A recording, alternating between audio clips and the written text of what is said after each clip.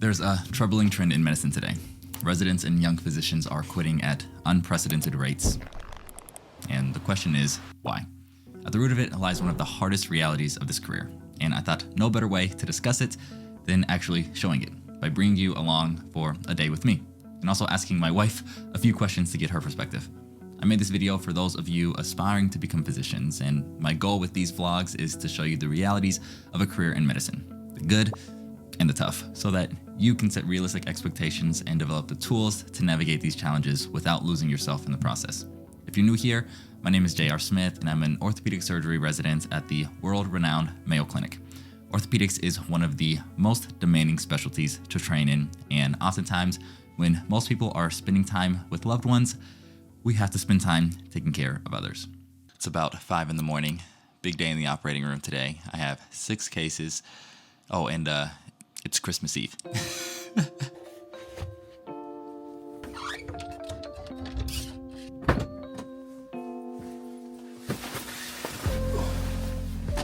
One of the hardest parts about residency is not having any control over your schedule.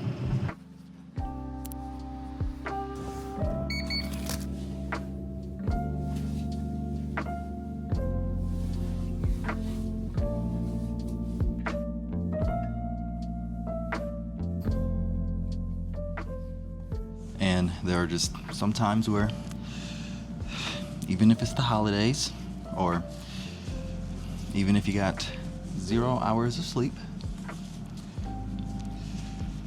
you just gotta get to the hospital and take care of people.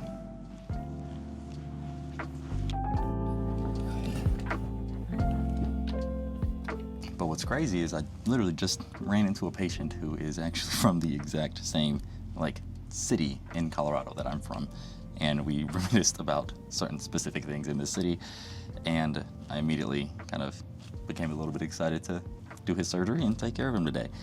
And there's a special kind of thing about actually talking to the patients that you're taking care of that rejuvenates you and actually gets you a little bit motivated to work on Christmas Eve. So, who would have known? Hey, good morning. 6 cases down, literally out of breath because I have to now rush home because we are running to church to do a little church service on Christmas Eve, and I'm just gonna make it because it's literally 3 and church starts at 3:30, so I don't know why I'm recording because it's making me later. Madison, don't watch this part.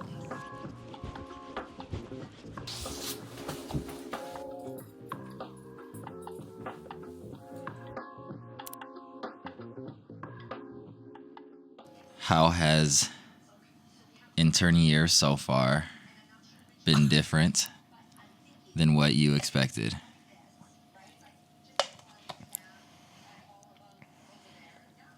I knew it was going to be really challenging, but I didn't know how hard it would be to be a mother and a wife at the same time with trying to balance parenting a toddler who understands now that you're gone.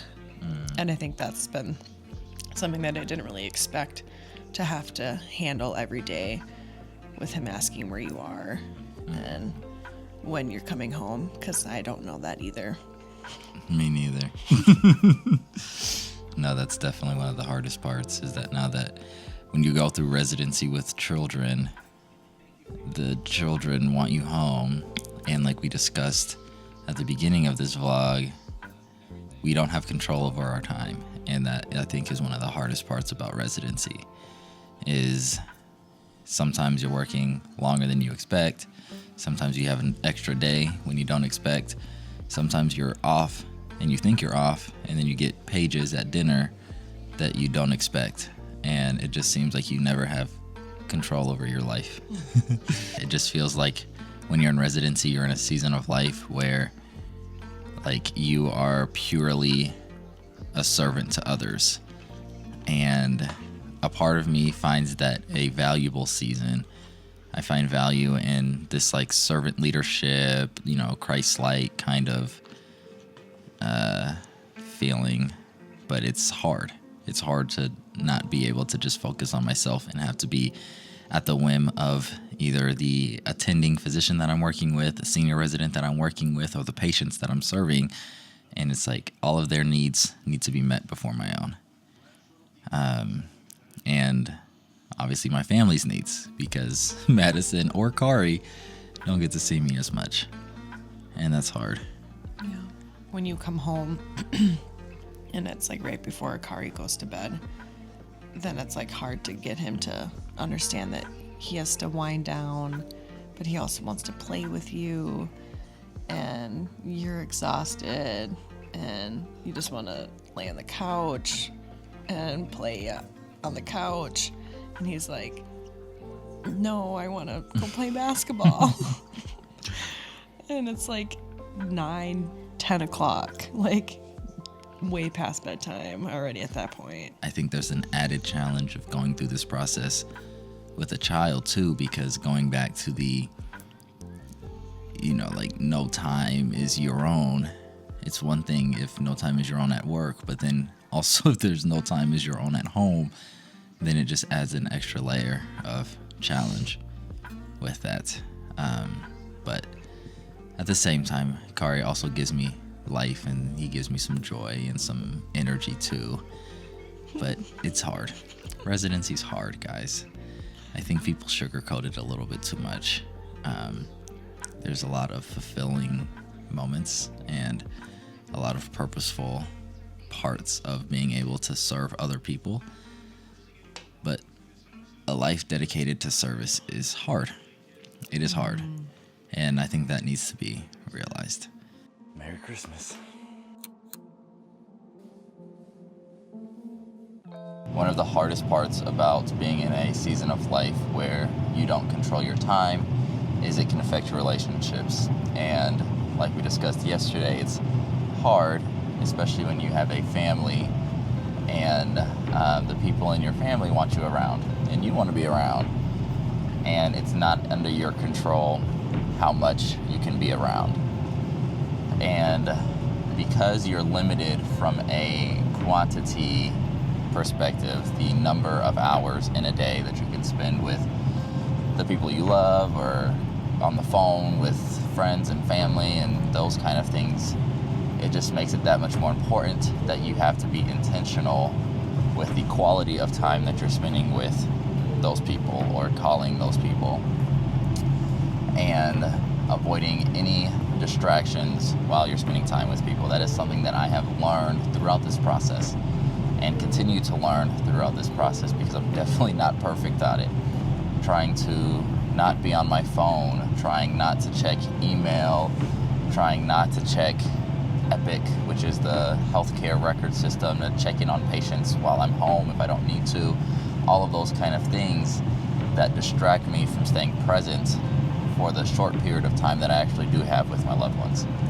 That's a challenge, and learning to be intentional with that is something that I think is important for surviving a season where you can't control your time. Also, I'm definitely sick. Kari got me sick.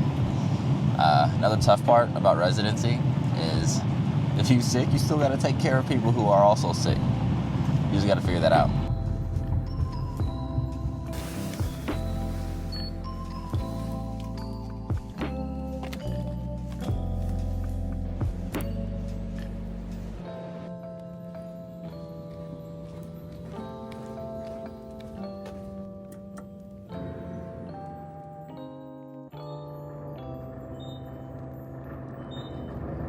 Overall, not bad. It's only 7:15 in the morning.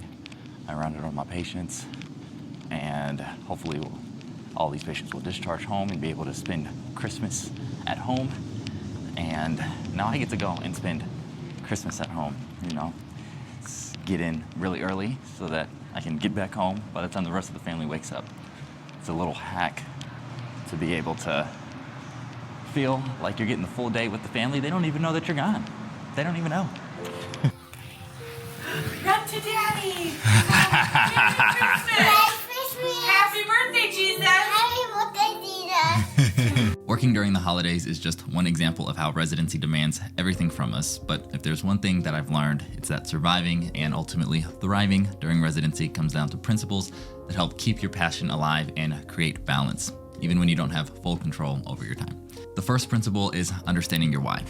I became an orthopedic surgery resident because of the incredible support I received from my own orthopedic surgeon when I was injured as an athlete. His care wasn't just about fixing my knee, it was about lifting me mentally, emotionally, and even spiritually. And now I aim to provide that same level of care to my own patients. But here's the truth. If your why isn't crystal clear, or if it's based on something superficial like money, status, or what your family told you to do, the demands of residency will eventually burn you out. Knowing my purpose keeps me grounded during those long shifts and difficult moments, and it's something that I revisit often. If you're still figuring out your why or need some help staying inspired, I share motivating principles and stories in my free newsletter, Weekly Growth, and this is just a way for me to keep myself and my readers energized to tackle the challenges in front of us. You can subscribe through the link in the description. But the second principle is being as intentional about my time off as I am about my time on. Early in residency, I didn't do a great job of scheduling vacation days in advance. But now, I aim to plan a few days throughout the year where I'm completely focused on family. These breaks are good for me and for the people who matter most in my life. And having something to look forward to, just a simple week dedicated to family time, helps us push through the busier times in residency. Even if you're not in medicine, this principle applies. Schedule time to recharge and connect with what matters most to you. And the third and final principle is optimizing the time that I do have outside of work. Since I can't control how much time I'm actually home, I focus on improving its quality. That means creating boundaries around phones and television and building routines that actually promote a healthier me. One of the best things that I recently started doing is waking up at 4:30 in the morning every day with Madison to work out. This habit does 3 things for me. First, it keeps me from going straight to my phone, which is huge. Second, it ensures that I get a daily workout in no matter how busy I am. And most importantly, this is dedicated time that I get to spend with my wife, Madison, strengthening our relationship. Now, I'll be honest, waking up this early is a sacrifice, and in other seasons of life, you may not need to make it. But during residency, where sacrifices are just part of the process, this routine has been worth it. If you're serious about finding balance, you have to be willing to prioritize what matters most, and oftentimes that means sacrifices. Residency isn't easy, but these principles have made a world of a difference for me. If you'd like to see more about what life is like as a resident, especially at the Mayo Clinic, check out this vlog where I share more behind-the-scenes moments from this incredible and challenging journey.